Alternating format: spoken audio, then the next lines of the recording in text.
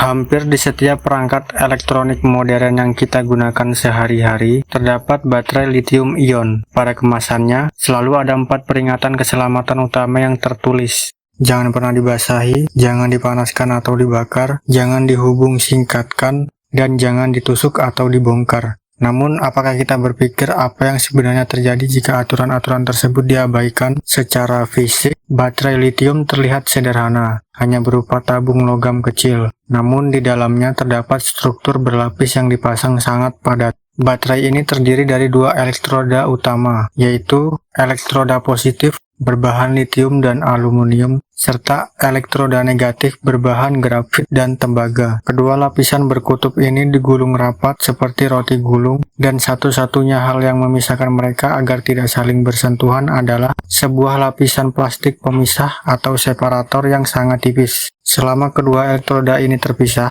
baterai akan bekerja dengan aman. Namun, jika lapisan pemisah tersebut rusak dan kedua elektroda bertemu, daya reaksi kimia yang sangat cepat akan terlepas.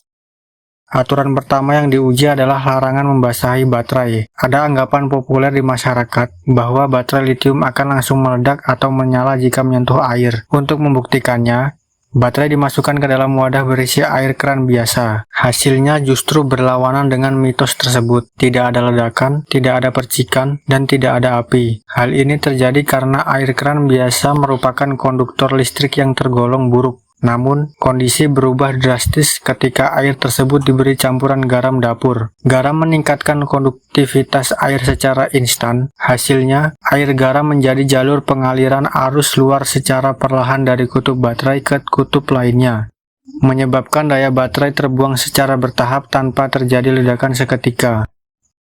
Aturan kedua adalah larangan mendekatkan baterai ke sumber api. Baterai dipasang pada dudukan khusus yang diputar secara konstan menggunakan alat kontrol jarak jauh, lalu dipanaskan secara merata menggunakan pembakar gas. Saat suhu baterai mulai naik, pembungkus plastiknya meleleh dan tekanan di dalam tabung baja meningkat pesat.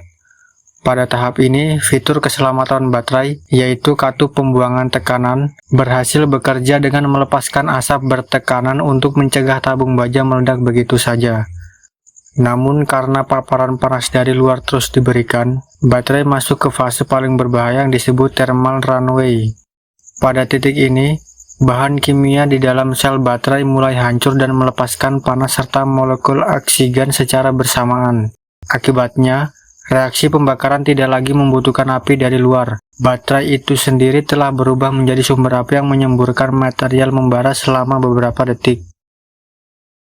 Aturan ketiga yang diuji adalah dampak kerusakan fisik atau penusukan pada baterai. Dalam tes ini, baterai dijepit rapat lalu ditekan menggunakan matabor baja berkecepatan tinggi secara tegak lurus.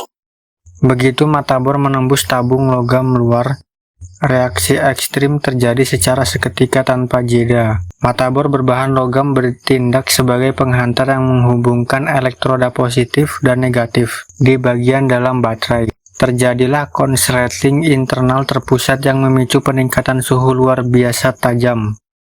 Suhu panas yang dihasilkan dari dalam sel baterai begitu hebat, hingga mampu melunakkan dan melelehkan matabor yang terbuat dari bahan high-speed steel, sejenis baja khusus yang dirancang tahan panas tinggi.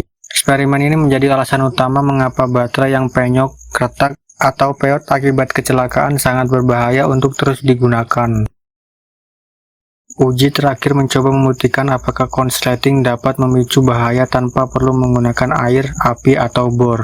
Menggunakan kabel tembaga tebal berhambatan rendah dan saklar otomatis. Kutub positif dan negatif dihubungkan secara langsung.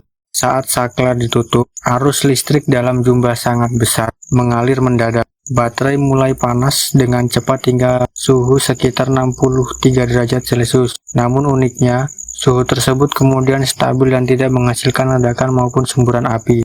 Alasannya adalah karena pengujian ini menggunakan satu sel tunggal dengan kapasitas energi terbatas, dan panasnya masih bisa terbuang ke udara sekitar. Namun situasi akan menjadi sangat mengerikan jika hal yang sama terjadi pada paket baterai. Kumpulan banyak sel yang dirangkai rapat seperti pada sepeda listrik atau mobil. Pada paket baterai, panas dari satu sel yang mengalami korsleting akan terperangkap dan memicu fenomena domino.